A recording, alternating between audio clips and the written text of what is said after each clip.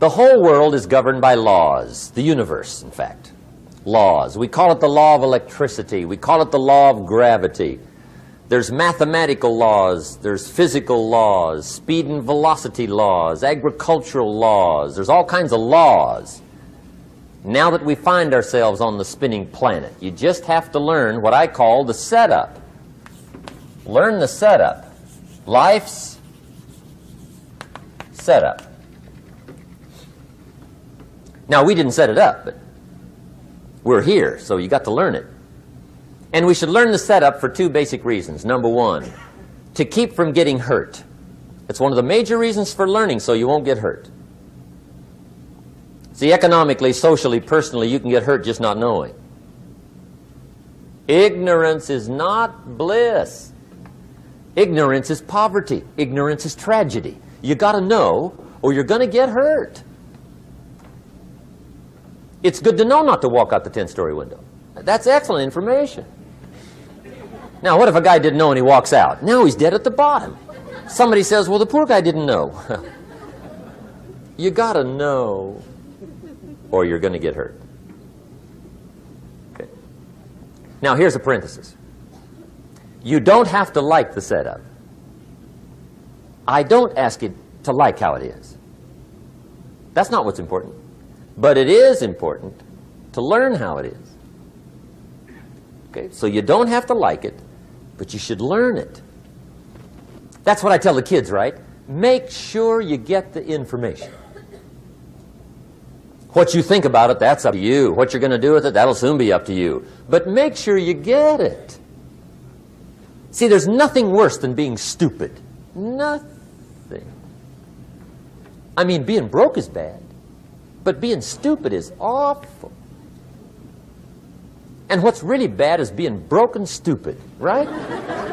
That's about the end of the world. I mean, there isn't anything much worse than that. Unless you're sick. Sick, broken, stupid. I mean, that is it, right? There's nowhere else to go. So make sure you get the information. It's key. You don't have to like it, but learn it. If this big monstrous thing lifts up in the sky, hangs there for a little while, cuts loose, comes crashing down, boom, shakes the ground for 5 miles. And then this big monstrous thing lifts back up in the sky, hangs there for a little while, cuts loose again, comes crashing down, boom, shakes the ground for 5 miles. It just keeps doing it, this big monstrous thing, lifting up and then crashing down, boom. Now, you might come along one day and say, that's got to be a stupid arrangement, which is okay. You're entitled to your opinion. But the first thing you should learn to do is get out from under it, right? That's number one. You might have a great moral argument. You might want to shake your finger at the sky, but do it from over there, right, so you don't get smashed. It's called your basic smart. So number one, learn so you won't get hurt. Whether you like it or not, learn. Now here's the second reason for learning, the setup, to benefit. It's called the plus of life. And that's what life is, right? Both minus and plus. The minus is tragedy, heartache, misery, failure, unhappiness. But life is also happiness, prosperity, good feelings. So here's the key. Learn to get on the good side of the way things work.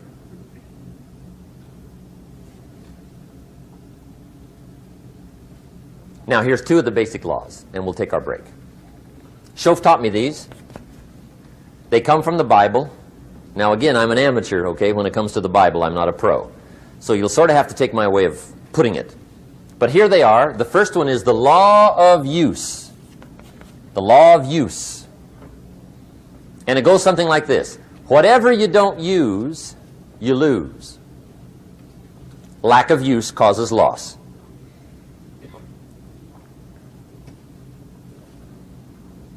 On this planet, maybe not the next one, but on this one, if you tie your arm to your body, leave it there long enough, you'll never use it again. It's over for the arm. Now, it may not be over, but it's over for the arm. The only way to keep the use of this arm is what? Keep using it. If you quit, you lose automatically. They don't bring it up for a vote. You lose automatically when you quit. Now, the same thing that goes for your arm goes for your brain, mentality. The same thing goes for all the human virtues. Ambition, unused, declines. Strong feelings, unused, diminish. It doesn't grow, it diminishes. Faith, unused, decreases. It's a law. Vitality, unused, diminishes. Energy, unused, decreases. The guy says, well, I'm going to save up my energy. You can't do that. That's like trying to save today, put it on the end of the year. See, you can't do that. They'll come take you away. If you don't use today, what? It's lost. The guy says, well, I'll work twice as hard tomorrow to make up for it. See, that's foolish. You could have done that anyway. Today unused is lost. A talent unused is lost. An ability unused is lost. So here's one of the key expressions of the evening. Take a new inventory of yourself. Starting tomorrow, new project. Take a new inventory. And make sure that all of your talent and ability and mentality and ingenuity and vitality and strong feelings, faith, courage, make sure that all you've got's being used. Otherwise, you lose. Now, one of the best illustrations of the law of use is a Bible story called the parable of the talents. The talent story. Interesting story if you haven't read it in a while. Just review it. It's a good story. An ancient story. It says there was a master with 3 servants. He got them together one day and he said to the 3, I've got these talents. And in those ancient days, a talent was a measure of gold. And he said to the 3 servants, take these talents and see what you can do with them while I'm gone. He said, I'm taking a journey and I'll be gone for a while. When I come back, we'll get together, go over the book, see how you did. He said, here's 5 of these talents for you. 5. Here's 2 of them for you. 2. And here's 1 for you. 1. The master said, take those talents, see what you can do with them. When I come back, we'll get together, we'll go over it all. The servant said, okay, master takes off. According to the ancient story, the master comes back from his trip. When he gets back, he gets the 3 servants together, and as he said he would, he asks, how did it go with those talents? You were 5. What happened? That servant said, well, I took the 5 talents you gave me, and I put them to work. A little shaky at first, but he said things finally got rolling. And he said, I poured it on. And he said, my talents grew to 7, 8, 9, 10. He said, I doubled my talents from 5 to 10. Books will show. Master said,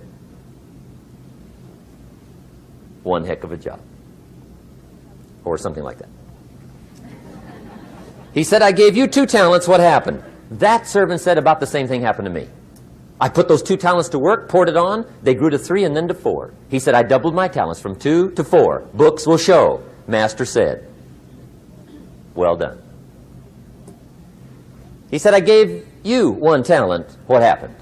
That servant said, well, I took the talents you gave me and I carefully wrapped it and I dug a hole and buried it. And camouflaged it, I suppose, right? So nobody would steal it. And he said, fortunately, nobody got it. And he said, I knew you were going to be here today, so I dug it up. Here it is, safely wrapped. I did not lose it while you were gone. According to the ancient story, the master said, take that talent away from him and give it to the man that's got 10. Now you might say, well, I don't like that arrangement. The poor guy's only got 1 talent. He's already got 10. It ought to be more even. Remember, I didn't ask you to like it. But this one I would ask you to learn, because it simply means whatever you do not employ, you forfeit. It's a law. So learn well the law of use. Now here's the second one, and we're going to take our break. Second law. from the Bible. This one we've heard since we were small, I'm sure. It's called the law of sowing and reaping. In fact, we've probably heard it so often we could quote it. It says, whatever you sow, what? You shall reap. Fairly blunt, hopefully clear. Here's my first suggestion on the law of sowing and reaping. Don't try to beat it. You might as well try sitting on the sun in the morning. Keep it from coming up. You'll have better luck. Whatever you sow, you reap. Now, for a fair share of my life, I'm a bit mixed up on how all this applies. Among a lot of things I was mixed up on. I knew I wasn't reaping too good. That I understood.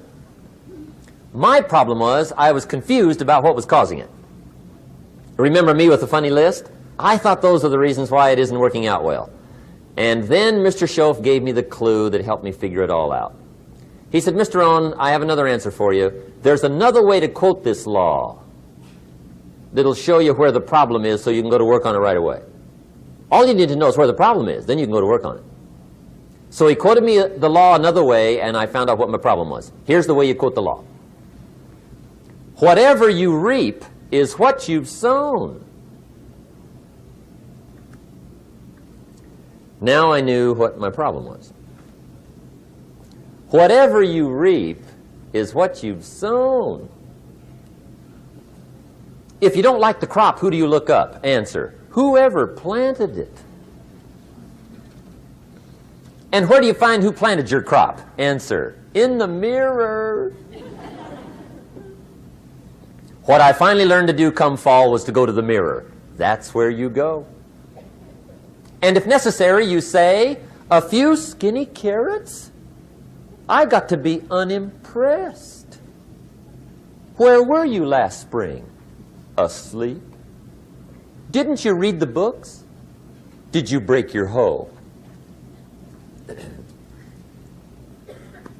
Let me give you 7 key points to the law of sowing and reaping. Let's tick right down through the list of 7, and it'll be break time.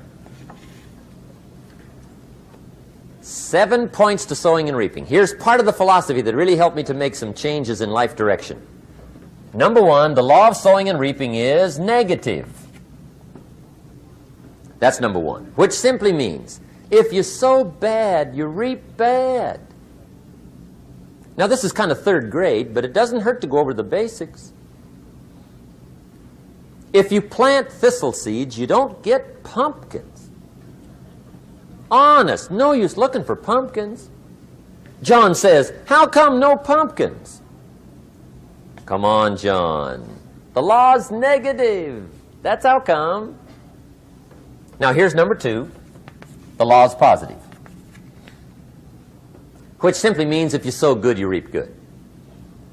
If you plant pumpkin seeds, you don't get thistles. Not from pumpkin seeds.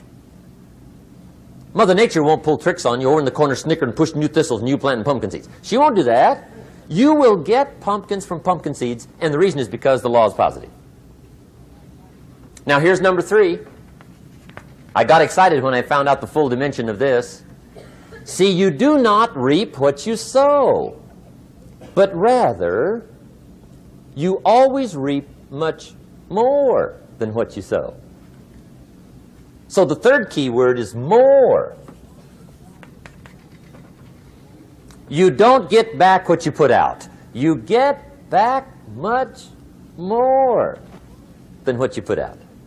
And it works both positive and negative. On the negative side, it said, if you sow to the wind, you reap the whirlwind. So you've got to get ready for that, or you will be naive. See, anybody can, whether you will or not. See, that's the question. And here's a good question to ask. We are all buying somebody's plan. The question is, whose? Who's got you talked into doing what you're doing? Who's got you talked into your present plan? See, 10 years from now, you will surely arrive. The question is, where? But see, anybody, if you want to, can go searching for a good plan, pick it, and start working it. And sure enough, as the time passes, as it surely will 5 years from now, 10 years from now, then you'll be winding up wearing what you want to wear, driving what you want to drive, living where you want to live, become what you want to become. But now's the time to fix the next 10 years. And who can? Anybody. Here's number 6. The 6th key to sowing and reaping. This is leveling with you now, as we promised to do. There's one thing better than the truth, and that's the whole truth. And here's part of the whole truth of the law of sowing and reaping. Number 6 is, you could lose. There are times when you just lose, no matter what you do. It's that kind of planet. You reap what you sow. Yes, but... what does that mean? Yes, but... well, the farmer plants his crop in the spring, takes care of it all summer, loves his family, works 10, 12 hours a day, 6, 7 days a week, is an honorable man. Come fall, he's got a beautiful crop, and he deserves every bit of it. But the day before he sends the combines into the field, a hailstorm comes along and beats it all in the ground, which means you lose. Somebody says, well, what did he do wrong? Answer, nothing. It's just that kind of planet. Sometimes it's going to hail on your crop and rain on your parade, so you got to get ready for that or you will be naive. That's just part of the life arrangement. And don't press me why.